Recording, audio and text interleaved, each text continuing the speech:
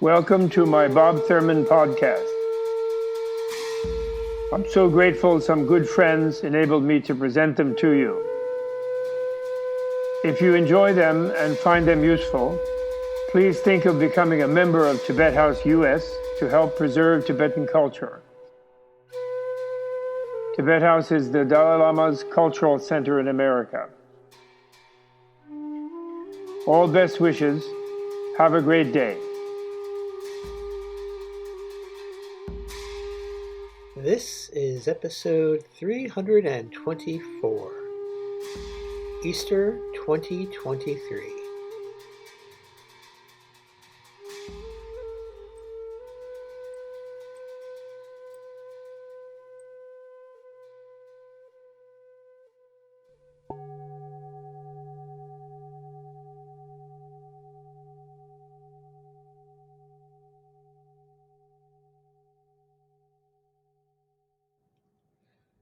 Hi there, everybody.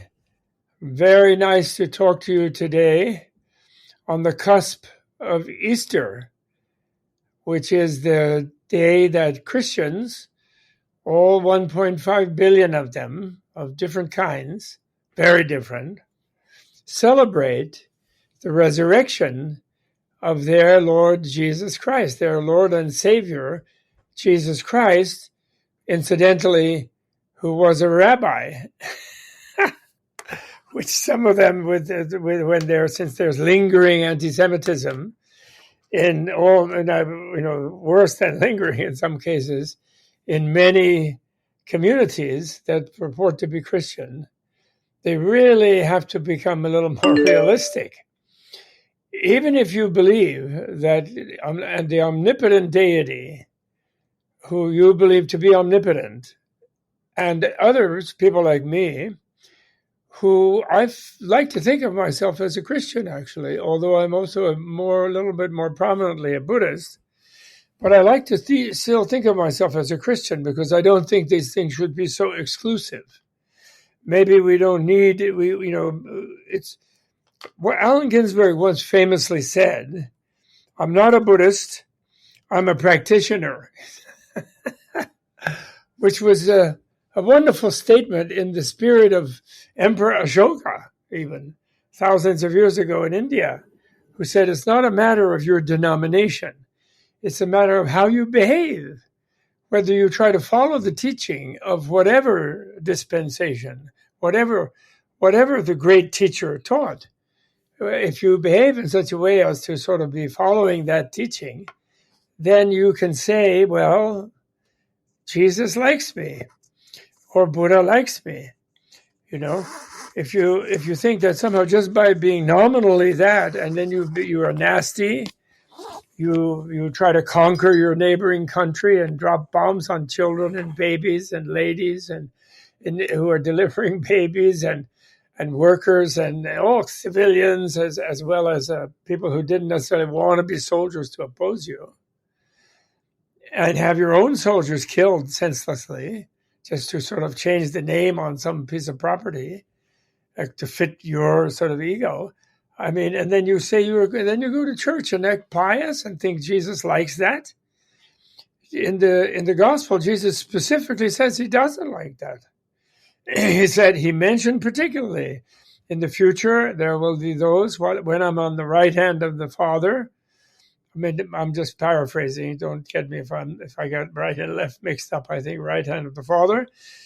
People will come to me and say, "Lord, Lord, we did great deeds of power in your name, and therefore let us into heaven." And I will say, "Get ye gone, ye evildoer. I know ye not, because ye didn't do what I said to do, which is give your neighbor your coat when they ask for your shirt, or vice versa, shirt when they ask for your coat, and your coat. Turn the other cheek if somebody irritates you. Be loving and kind and generous and gentle and charitable, not violent and nasty and ferocious, and murderous, So that's the thing, is let's all be Christ. Let's all rise with the resurrected one, Jesus. And the guy who taught that, whether he be the Son of God or whether he be an emanation, an enlightened being, a Buddha, who is channeling the infinite energy of goodness that permeates all cultures, whether Christian or Muslim or Jewish or Buddhist or Hindu or Taoist or secular humanist, all culture, all reality is endowed with total love.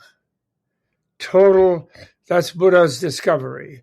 500 years before, dear Jesus was born of God and Mary or whomever. I'm sure he was a kind of divine being, no doubt. Because why?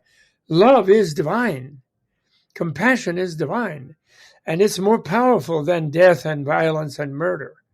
That's the message. And therefore, he threw himself onto the Roman electric chair. Please don't think the crucifix is holy. It's an execution machine of the nasty Roman Empire, imperialist enterprise.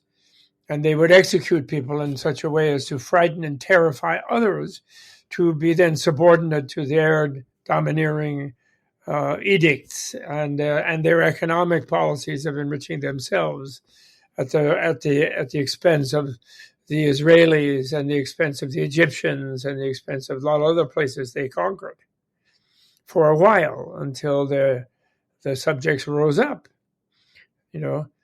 But so that's not a holy thing. The guy was holy. He threw himself on that electric chair, and then he was killed, as far as anybody thought, and then he rose up in his magical, enlightened body with the power of love shaped into a body similar to the body that was ravaged and wrecked and poked with a spear and bled out and the joints ripped apart, nails hammered through the hands and feet. I mean, come on. Nasty form of execution, public execution. And he rose from that to show you can't kill love. That's what we celebrate this Easter.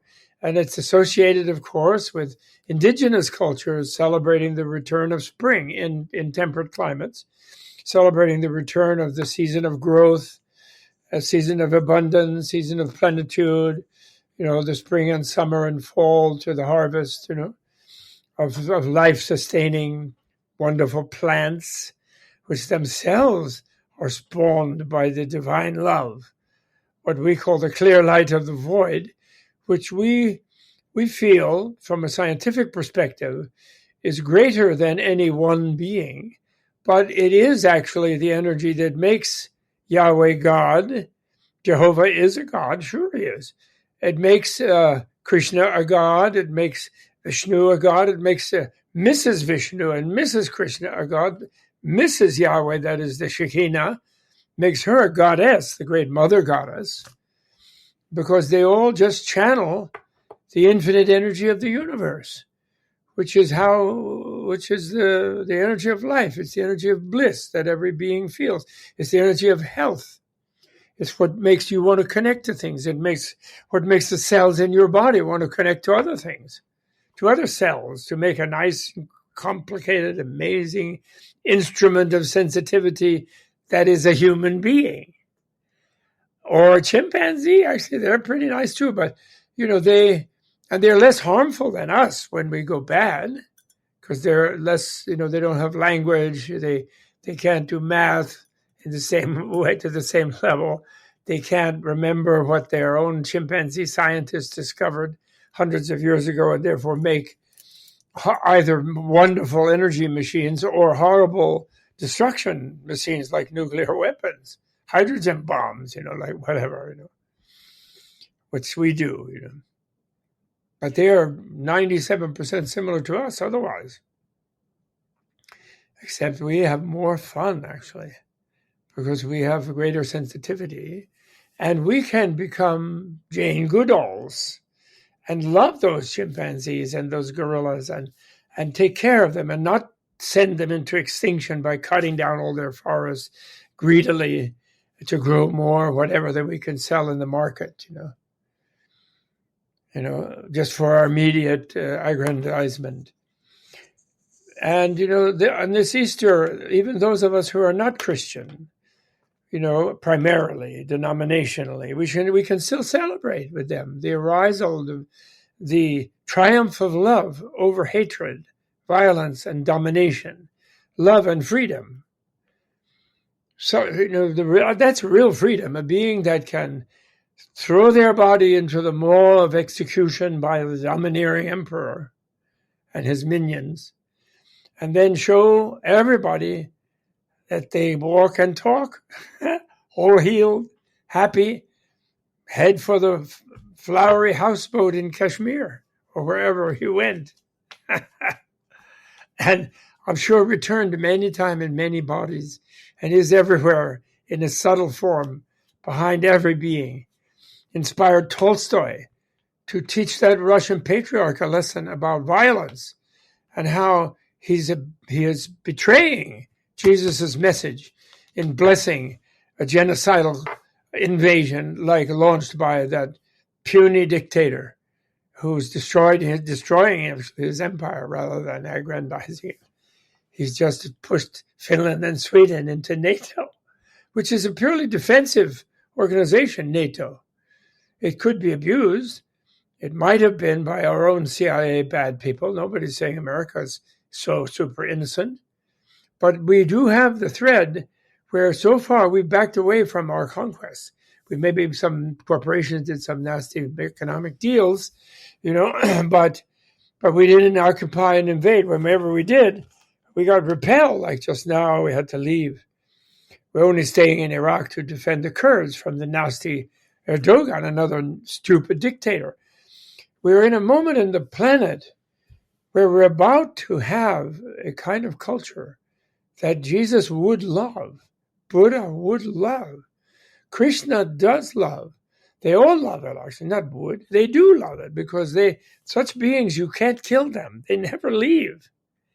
They may abandon a particular body for the time being to not appear to sort of want to dominate us. Because actually they want us to be free and make our own choices and live freely ourselves. So they don't lurk there forever and say, do what I say, not what I do. Celebratory. They don't do that. They show us what to do ourselves, give of ourselves, open our hearts to others. That's what they show us. And that's what they want us to do. So they don't hang around, and they teach us the flow, the changeability and permanence, But there's something that is permanent, and that is the power of love. Because it grows from freedom. Because we are totally free, and we are in a plenum field of total abundant energy to fulfill every need that can formulate itself instead of big bangs and huge fires and flames. But those fires and flames are furnaces which make wonderful things, carbon, hydrogen, oxygen, that can support plants, and then plants can support animals, and animals can have a sensitivity and can enjoy being supported. And then they can forge out of fiery furnaces of like suns and stars. It can push some planet out and have it be nice and cool, not too hot, have like a little thing. Some beings can shape the molecules and the atoms by their love. Mother Earth, she's a goddess and she's also a bodhisattva. She's also a savior being, a Buddha. She's not just a goddess like something higher and bigger than us, because if we tend to think goddesses are something better than humans, actually goddesses really appreciate humans because humans have an intelligence that is like the divine, but they're more vulnerable. We feel pain. We're scared. We can descend back into lower life forms and suffer badly for zillions of lifetimes. We have already done so many times because we've had no beginning in our sensitivity. We're part of the beginningless sensitivity of that infinite energy working up, the sort of desire to have someone appreciate it. Someone to enjoy that love. The lover wants a beloved, and that's us. And it's just a generic thing. It isn't like one omnipotent God. And by the way, none of them are omnipotent. Like, we're not omnipotent. We can have a tantrum as a baby and demand a breast, even when it's dried of milk and the nipple is sore and mom wants to take a break and she has also a perfectly good bottle or some pablum. But we might want breast, and then we can shout and scream and have a thing. And mom will feel we're omnipotent maybe. And maybe milk will generate itself from her glands, her loving glands. But actually, we're not omnipotent. We learn. And there's no such thing as one being sort of separate from other things, who controls everybody else and has the responsibility for all of them, and everybody else is unfree. That's a mean idea. Everyone is free. The pantheistic heresy, monotheistic theologians, of which there are some in India, they had monotheisms. They did. There can be a version of Vaishnavism, of Krishnaism, that's monotheistic, a version of Shaivism that's monotheistic. In Buddha's time, a version of Brahmanism, where Brahma was a monotheistic creator. That is to say, omnipotent and everybody else subservient. But they always say, even those gods, their scriptures, their whatever utterances, however humans interpret them, because the humans always have to listen to them to put them in human language so we can follow them or understand them. They always say, we help those who help themselves. They always say that. They don't say, okay, I'm taking care of the whole thing, just relax. Anything you do anyway, I'll fix it up. Go be mean, go jump in the lake, throw somebody else in the lake, whatever, vie to be king, kill everybody in your way. No, they don't like that. They say, you better be nice. What you do will determine how you will enjoy this wonderful field of abundance, which is the life field, the clear light, the crystal field of love and joy.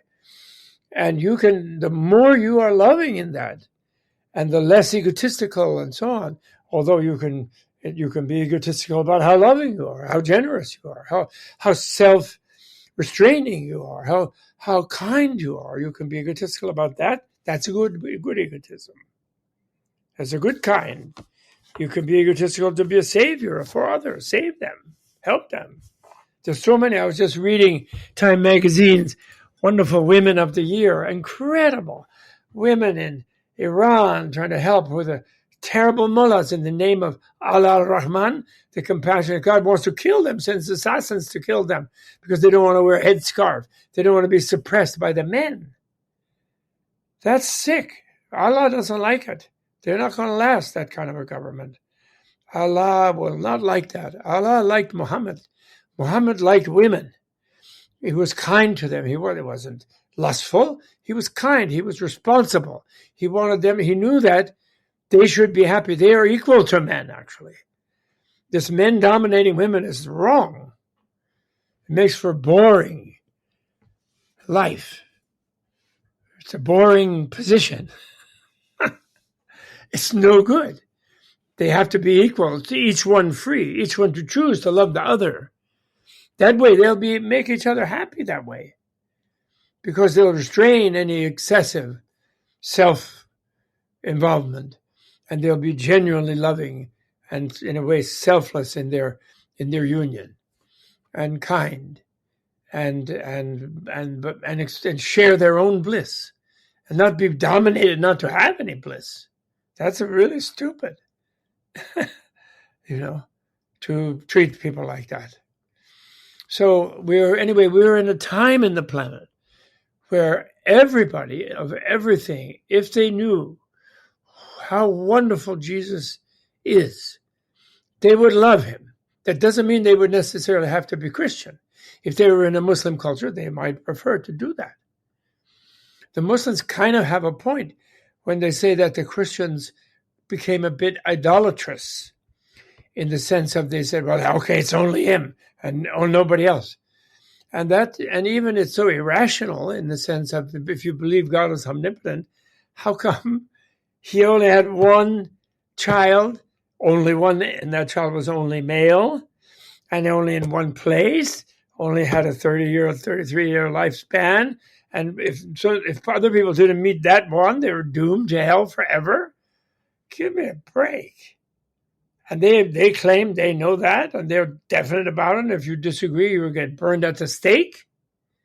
That's just cuckoo. That is the domineering nature of political Roman emperors, obfuscating and distorting the great liberating teaching of the loving Jesus. And in a way, I think the loving Yahweh, because I think Jehovah, Yahweh, I think he was truly loving too. Imagine, and the great Jewish mystics like Isaiah and these people, not necessarily the domineering head, official of this and that bureaucratic institution, religious institution, but the mystical, what the ones who we call mystical, because in past, the domineering nature of violence was so intense on this planet the last few thousand years that someone who said, no, wait, everything is fine. Love dominates, not violence. Love is more powerful than violence. Love goes through and beyond and laughs at death. Love does. And therefore, but that voice there was mystical, which means hidden only. It only means hidden. It doesn't mean unavailable to the masses. It means hidden. Because somehow those domineering people don't want people to feel free, to make their own decisions, to follow their bliss in their life. They want them to go and be one of the members of the army, be one of the troops, one of the servants in the household, one of the slaves. They don't want people to be free and no slavery, etc. Right? But that's not, Jesus is not like, Jesus didn't promote slavery. Buddha didn't promote slavery. The great Upanishadic teachers did not approach slavery. The Confucius did not approve slavery. They didn't. There were some people who had slaves at that time, and they didn't approve violent killing the masters and then making the slaves masters of other people because of getting that way by violence. So they didn't formulate violent revolutions leading to worse kind of dictators than the previous ones. No. They advocated a love revolution, which is a cool, peaceful, gentle kindness revolution, showing by magical ways, almost what we normally think of as magical, the dominating power, the liberating power of love, which is what we celebrate, what the world should celebrate with the dear Pope Francis. May he have good lungs. May he practice a little qigong. I have difficult lungs because I'm too sedentary, typing, sitting in chairs. I didn't catch that. And Could you try again? that's okay. You be happy, okay? But please don't interrupt while I'm doing this, all right? Try to be happy, okay? Bye. And Until we speak again. That's all right. We will. And that's Easter. Now, don't think that means that we're saying that dear Volodymyr, not Vladimir, Volodymyr Zelensky and his brave, humorous, loving people are not allowed to defend themselves against a genocidal lunatic, a madman. And because they're also actually defending the Russians. Because actually the Russians mostly, they don't want to be thrown into some trench and kill their brothers and sisters who are the Ukrainians. Let the Ukrainians be free in their own country with their own slightly different culture and language, but another Slavic people, closely related. Many Russians and Ukrainians intermarried, therefore many hybrid Ukraino-Russians, and each culture contributing to the wonderful worldwide carpet of beautiful human cultures, love-celebrating cultures where people dance and they get married and they uphold the bride and groom and they're kind and educate the children and they don't want them to go get killed fighting another one. Only some madman, some crazy person who thinks they have to have some more things and so they need some slaves to go out and get themselves killed. to get themselves bigger territory or something, or a bigger imperial name. That's how we've been behaving for thousands of years, but that is not the human way to behave. No. And we will soon see this, because that madman is destroying the Russian Empire finally. The communists destroyed the Tsar, but then they continued a Soviet empire. Then he backed off from the Soviet empire when they lost. KGB guys did, and KGB loony, who had used the KGB to domineer the poor Russian people, as the dictatorship of the dictatorship, the stupidity of the Marxist system of thinking you're going to have a dictatorship that will really be for the people. Ha ha. The dictator always is for the dictator. Human beings are too fallible for that. Xi Jinping, take a listen to that. Confucius taught a way of being an emperor where you're not imperialist, actually, in a way. But you're keeping down the robber barons, was his theory, And you're there really are for the people. But then that only lasts like one out of 10 of the emperors managed that and didn't get locked up in a harem. But anyway, he had a good theory, Confucius. He was, you should try to study that, you Chinese dictators, and stop acting like gangsters on your Politburo and so on, and suppressing suppressing the creativity of your people and their love and their joy and their freedom. No, the human being needs freedom to bring out their intelligence and their creativity and their love, and create things of beauty to share with each other, to have a happy society. The whole political science thing in the backward militarized countries, universities like our American ones as well, that a government monopolizes the use of violence in a territory. That's the legitimacy of a government. No, the legitimacy of a government is they support the freedom of the people. They make violence unnecessary by sharing with intelligence and organizing things. Organizing things that in such a way that people can adapt and deal with their beautiful planet, which wants to give them food, give them vegetables, give them fruits and flowers and herbs and medicines and water, clean water and smooth, clean air. And that's what we're adapt perfectly. This is a place for us to enjoy love and compassion. And that's what governments are there to guarantee. And of course, for last few thousand years, with the boys in charge and the women, somebody came up with the idea of suppressing the women. And therefore, people have not been happy. And therefore, they've surrendered to sort of fascistic imperialism and militarism. And then, consumerism as a kind of internal thing, but a way of economic. And please don't interrupt me. I asked. That's what I asked. Okay? But it's nice that you're recording me. Okay? So that's what we're celebrating. That's what I'm talking about. And now you say, well, but to defend yourself, you're being violent. Yes, not all the Ukrainians are 100% saints. However, it is more saintly to defend yourself than it is to invade and violate another. And even the Jains and the Buddhists of India have a theory. There's no holy war theory. Absolutely not. Holy aggression is not the case. But there is a holy defense theory, or a legitimate ethical defense theory, based on the idea of minimizing violence, which is that if you're a nation of people trying to be happy and have a good life, and not necessarily bristling with arms and not threatening anybody else, and you're invaded by someone who is invading you, and you have the strength to resist that and push them out, you should. Because if they do invade you, you have the experience they do genocide on you. They nearly do. And they try to assimilate you, and they try to pretend they didn't. So they try to make you like them, and they do ethnocide. It's a word I invented. It's the first step. It's a kind of form of genocide. It's ethnocide. Take away your culture, your language, your traditions, your way of finding love and sharing love. your own way, and being creative and being an artist of life, which everyone wants to be.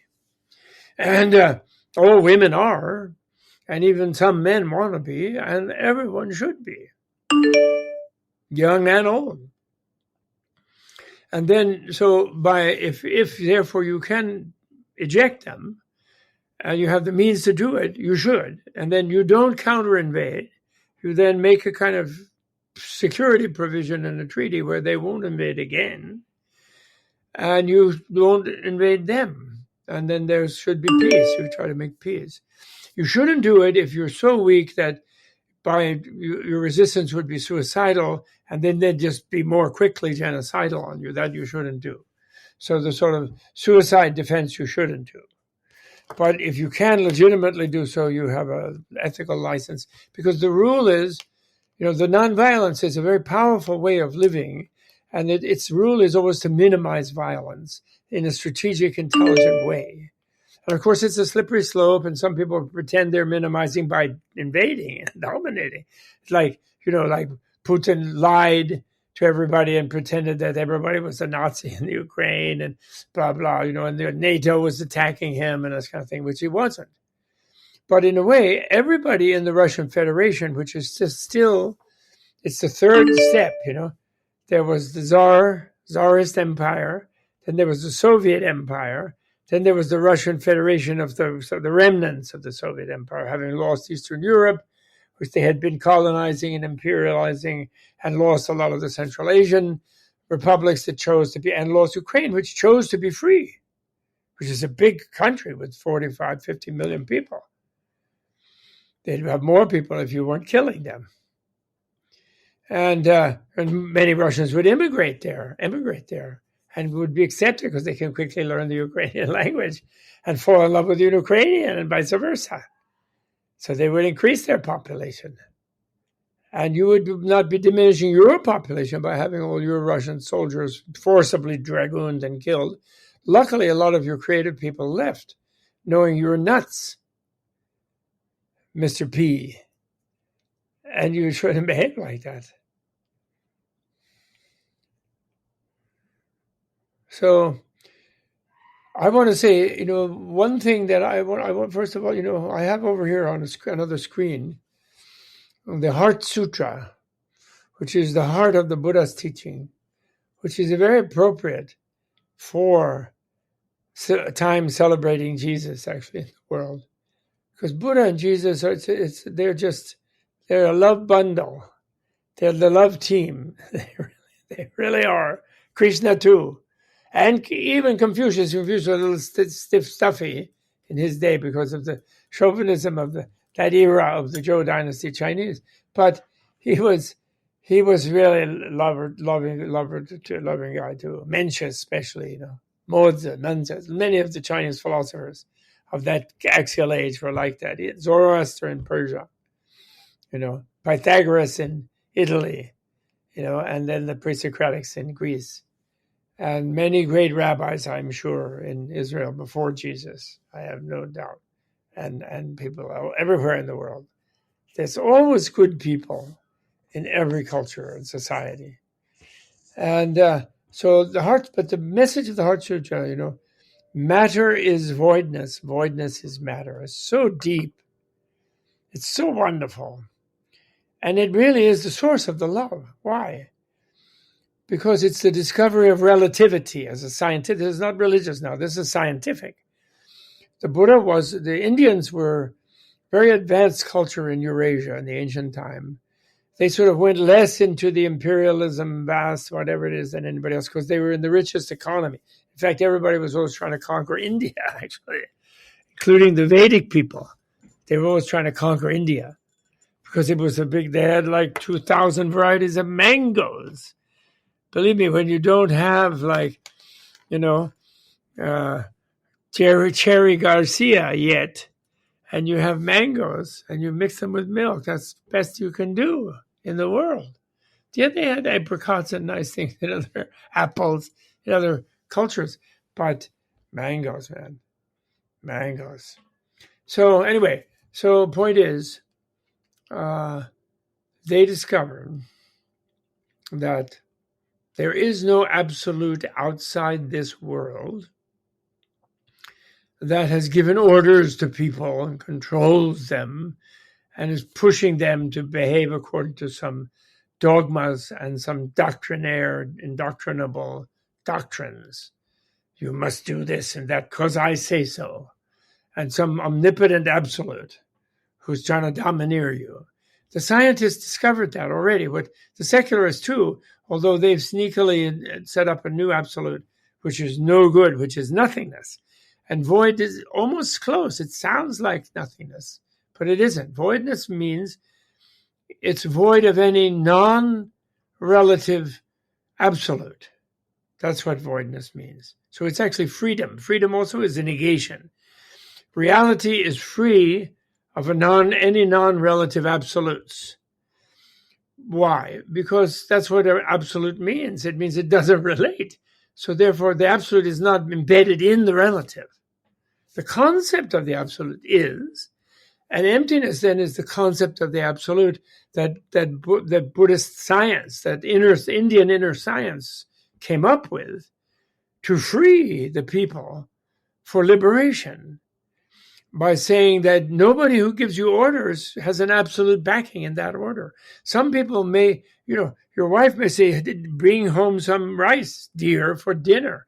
And that's kind of relatively absolute because the kids have to be fed, as do you, as does she. So you go out and buy some rice. So that's relatively absolute if you're a good father and husband and provider. She's actually in charge because she's the cook. She's the one who knows what everybody needs. She's the one who's dedicated to it. She's more advanced evolutionarily to be there in service to other beings more easily than someone who kind of tends to think I'm so important, which is a little bit the male delusion, right? And leading to the military thing, And sometimes males are very important and helpful, sure, but not the most. And so voidness just means that voidness is like the womb of love. And the great Nagarjuna, he said, Shunyata Karuna Garbham. You're interrupting again. Please be silent while I'm talking. Shunyata Karuna Garbham. The voidness, the womb of compassion. And compassion means that you can't bear others' suffering, which is part of love. You want the beloved to be happy. You can't bear that they suffer. It's not greed. You want to possess them. It's you want them to be happy. And you're free to do so.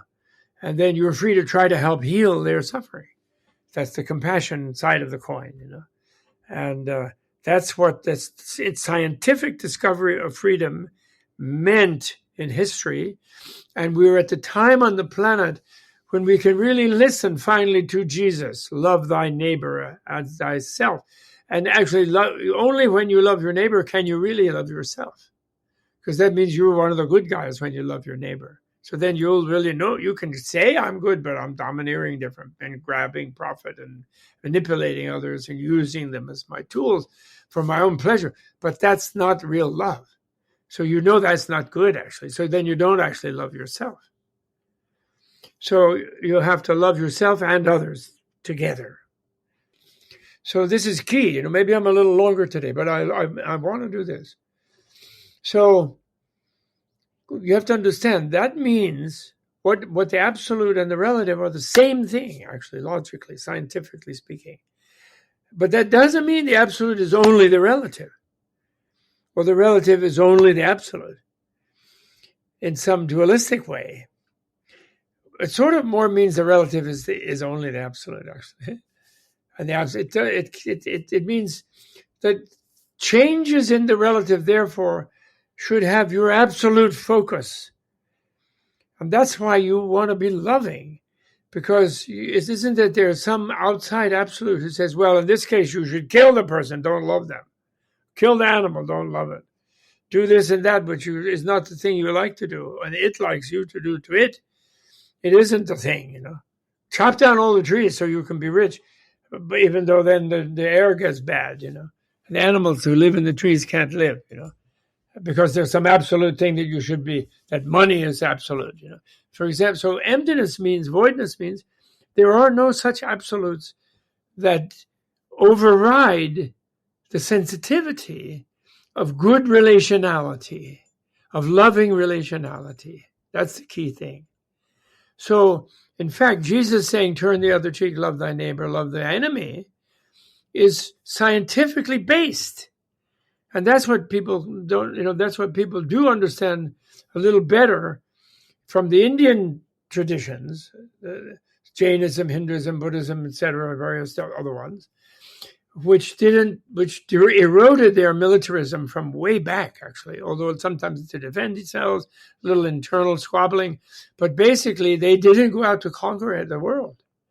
The emperor who could have in the era of the Roman Empire was Ashoka, who had an empire and who, as a youth, did conquer viciously something. That's 3rd century before the Common Era, BCE, was Ashoka. Then he just sent Dharma emissaries teaching the Dharma of love Dharma. He sent them to Turkey, to Syria, to Egypt, China was harder to get to in those days. But they eventually went there after his time. And India was ahead, therefore, it has always been ahead of this inner science, the science of the heart, of the mind. Not necessarily only materialists. They're good in botany and good in some kinds of materialist thing, but that was not their focus, because they realized that the mind is what is the CPU of life. And then within minds of all different kinds of animals, the human one is sort of equal to the divine one in a way, can become equal to the divine one, and that's fine by the divine one. They were humans once too. Everyone has beginningless life, but because of the vulnerability of the human wants to make sure that they fully understand things and then become fully loving of those things. So matter is freedom. Freedom is matter. It's really critical. And it doesn't critique theistic. It's not atheistic at all. It doesn't critique gods. But it just says that gods, no matter how powerful, are not omnipotent. And gods are intelligent enough to know they want their subjects, their dependents, to find their own freedom and take their own responsibility. Because no one God is powerful enough to control infinite reality. Therefore, they too need science, and they support scientists. So it's a little more complicated. It's not theism or atheism. It is theism. It's not monotheism or atheism. I call it infinitheism. In the sense of everything is divine. Everyone should be divine as they can within whatever form they have. And then everyone will enjoy heaven. And then those beings that are not quite capable, they have like too awkward the type of body to be fully loving, like reptiles, They only lay eggs, Their lovemaking, forget about it, etc. And then other kinds of creatures that have weird reproductive energies and they can't enjoy, bliss of union of mammals and things, which is very high, and desire realm deities and things, which is very high kind of way of getting close to the infinite energy, even as an individual, which is our goal. And that's another long story. I know we've gotten long, and my better 16th is called me and is waiting for me for something, which I will discover. And I wish you all a very happy Easter, Christian or non-Christian. And I know you will not accept me as one unless you're an enlightened Christian. There's a few actually almost high bishop patriarchs types who still like us. And the popes like the Dalai Lamas too, and we can get along. And nobody's saying you shouldn't be Christian. That's the way you get enlightened. We don't want you to switch to be Buddhist. We don't want isms dividing us up. We want Dharma, which means reality. It means reality and teachings that lead us to understand reality, which when we do, we will be loving and we will understand the holiness of reality itself, actually. We will understand that. And therefore, we will extend our appreciation of it to all other life forms in this world. And that's what Jesus was showing. He was showing, you, Roman Emperor, you cannot control us loving rabbis and loving beings. You can kill us, but you cannot kill us, because we will rise again with the power of love. That's his teaching. And it's a wonderful teaching for anybody of any religion, including any secular humanist, even though they are trying to find a potion, a material potion that will make you able to defy death. Fine. The potion is in you, is in life, actually. It's the life force itself that true love enables a human being to find without necessarily having to manufacture a product out of something somewhere. It's life on this planet. This planet is a vast medicine for life. That's why we're alive on it. It's a miracle. Miracle medicine is Mother Earth. Gaia produces it for us. And we should enjoy it and not harm her and not over pollute and destroy her. We should listen to the oracles like Greta, who express the voice of the planet. Okay? Happy Easter. Okay? All the best. Thank you so much, in case you've managed to listen to this.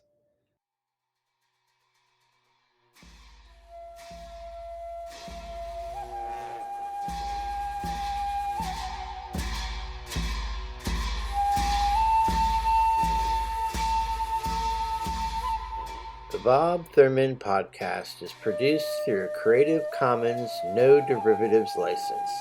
Please be sure to like, share, and repost on your favorite social media platforms. And it's brought to you in part through the generous support of the Tibet House US Menla membership community and listeners like you. To learn more about the benefits of Tibet House membership, please visit our websites at thus.org, menla.org, and bobthurman.com. Tashi Delek, and thanks for tuning in.